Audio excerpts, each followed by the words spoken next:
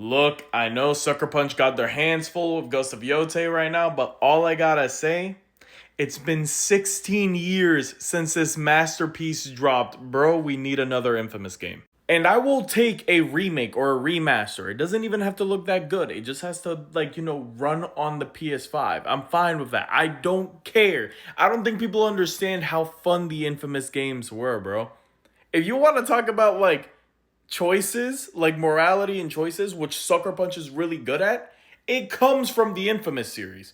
They had the good path and the evil path. And depending on what you did, the city would be good or the city would be completely wasted. I love this game. And look, I know they kind of dropped the ball on Infamous Second Son. Don't get me wrong, the game is good. But the thing that made Infamous 1 and 2 so, special was what being bad did to the areas. Because in Infamous 1, seriously, cities were just messed up if you went through the bad route. It was chaos, it was havoc, and it was just generally bad. With Second Son, even if you went good or evil, it really didn't affect areas because once you 100% liberated them, there was nothing really to do there anymore. And that's what I kind of miss from the old games, where your actions actually dictate what happens to the people around you.